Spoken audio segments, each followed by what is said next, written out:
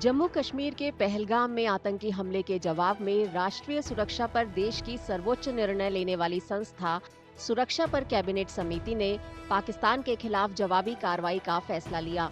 पहली बार भारत ने 1960 की सिंधु जल संधि को तत्काल प्रभाव से रोक दिया है। विश्व बैंक की मध्यस्थता में भारत और पाकिस्तान ने 9 सालों की बातचीत के बाद सितंबर 1960 में सिंधु जल संधि पर हस्ताक्षर किए थे।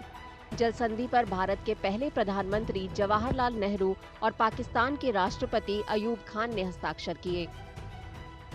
The Indus Waters Treaty of 1960 will be held in abeyance with immediate effect until Pakistan credibly and irrevocably abjures its support for cross-border terrorism.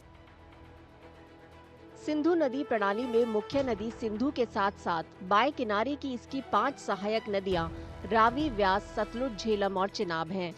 संधि के मुताबिक पूर्वी नदियों सतलुज, ब्यास और रावी का पानी भारत को अप्रतिबंधित इस्तेमाल के लिए आवंटित किया गया है।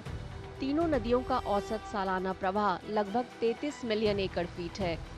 पश्चिमी नदियों सिंधु, झेलम और चिनाब का ज्यादातर पानी पाकिस्तान को दिया जाता है। इनका औसत वार्षिक प्रवाह लगभग 135 मिलियन एकड़ फीट है।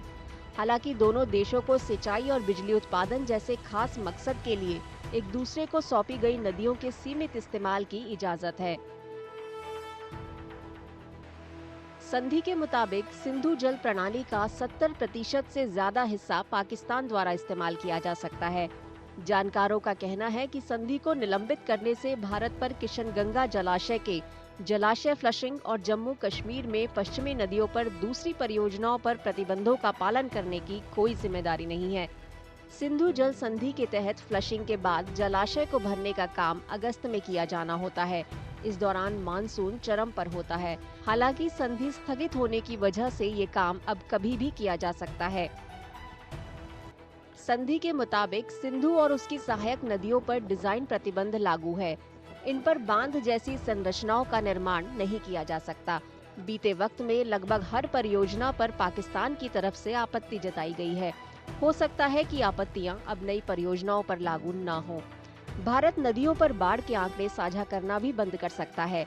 ये पाकिस्तान के लिए भी नुकसानदेह साबित हो सकता है, खास तौर पर मानसून के दौरान जब नदियां उफान पर होती हैं। जानकारों के मुताबिक भारत को पश्चिमी नदियों खासकर झेलम पर जल भंडारण पर कोई प्रतिबंध नहीं रहेगा। साथ ही घाटी में बाढ़ को कम करने के लिए अनेक बाढ़ नियंत्रण उपाय भी कर सकेगा।